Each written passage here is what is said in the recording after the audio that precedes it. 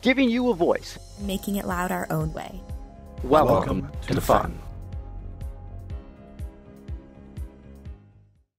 So we're going to start off with our first topic tonight.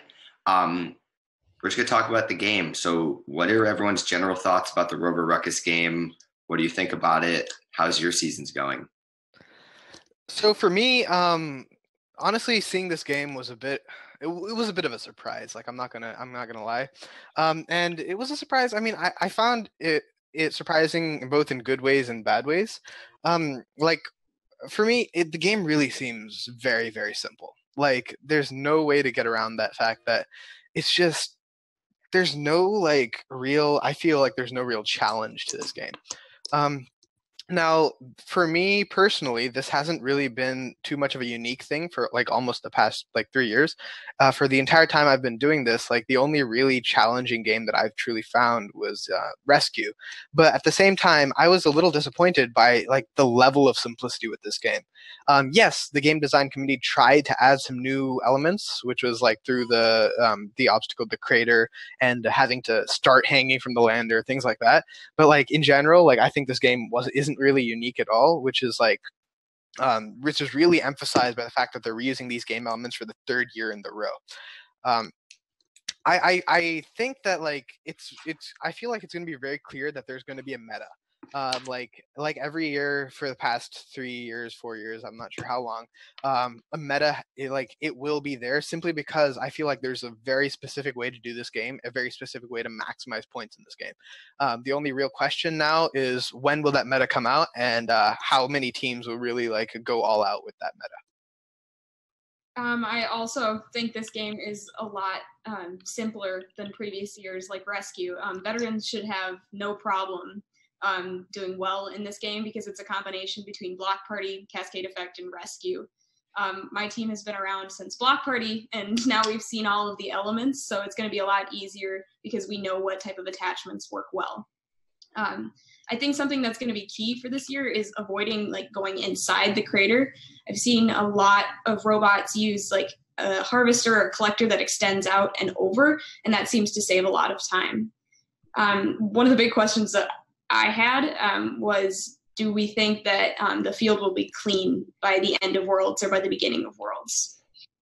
So I'm actually going to disagree with the both of you a little bit because so one of the things I've been working on for the past couple of months is this simulator, but the point is we've been able to play real matches on this field and try out different designs, and the stats don't exactly agree. In fact, we've found that this year might be actually one of the hardest years of all time, because let's look at the math here.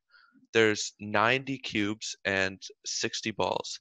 So there's 4 teams, and when you divide that up, that requires an average of a 2-second cycle.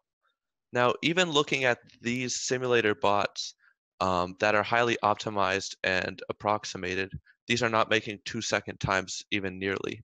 So will it be clean? I don't think so. I don't think it will be clean at all. In fact, I think one of the things with this year that's different than Roller Recovery is, in my opinion, that you can't finish the board. It's too hard. Anyway, that's just my thought. See, but the thing is, I don't think that this game can be measured in terms of success by if the field is cleared or not. I don't think when you go back to Block Party, right? Even at Worlds, fields weren't getting cleared then. But and I think that this is the most I think that's what the game design committee was trying to go for, because they've seen fields getting cleared for the past 3 years, right? In Cascade Effect, Rednecks were we're just destroying. At Worlds, there was the problem that there weren't enough large balls. Same goes for Rescue. That's one of the reasons why Vulcan Robotics lost Worlds, because they simply they couldn't collect balls, even though they expected that the balls would be there, or the blocks would be there till the entire match. I think the game design committee saw that, and the reason they've implemented the game in this method is so that the field doesn't get cleared. So I don't really feel like the success can be measured by that. But I do see your point. Well, I do see what you're talking about. Yeah. I do agree with that. And we had Danny on last week. I'm not sure if you guys watched the show. Danny created this field and helped in some of the decisions. And he talked about that that the game design committee was really looking at past games, especially this past year when teams were maxing out at Worlds. Evidently, we didn't really see maxing out in the Worlds finals, but that was due to strategic play. But as Peter was saying, the 2-second cycle times, the 2-block limit definitely forces teams to have really fast cycles in order to actually clear. So yeah, I definitely don't think we will be clearing. Yeah, and I think that's a good thing if you ask me. Like watching last year, and it was mechanically really cool to see an alliance finish with 40 seconds left, but like it's not entertaining. Why am I watching this team sit around for 40 seconds? That's not really what FTC is about. So I personally think it's a really good thing, and I think this kind of shares some elements with Velocity Vortex, where I think you'll have to hang and you'll have to have full autos in order to win a match. So you have to have all of your set scoring. So you have to have 2 hangs and limbs and 2 full autos, and then win the match in tally up. Yeah. I would agree with that. I think that this game is like very it's not hard, but like in order to win, everything has to be done. There's no way to be completely honest, there's no way that like something like Houston Championship Finals this year can happen to win, right? You can't have alliances that aren't like the best of the best, simply because the game requires, it's so simple that like it requires the best of the best to even be able to compete at that level. I agree. Like the hanging points alone is worth, I think, 10 or like 5 trips of cubes. Like if your partner's unable to do that, I'm sorry, you're practically dead unless you have 2 hanging robots. I'm going to completely agree with that. And that's one thing like that I really am not so much of a fan of about this game. It's that like we saw this first in Rescue, right? I wouldn't say that. We saw this first in, I think, Velocity Vortex, where one aspect of the game basically decided the entire game. And that was like in Velocity Vortex, that was the Autonomous, right? The Autonomous was just so overpowered, which was in compensation for the previous year's game, I understand. But like, it's no fun when you know which alliance is going to win, like in the first 30 seconds of the match. And I feel like that same concept is going to play out here. It's going to be a little different because this is going to be at the end game. But still, I feel like having one aspect of the game that can decide the entire match won't make for a very nice thing, a very nice watch going in the beginning of the season as well as sort of later on.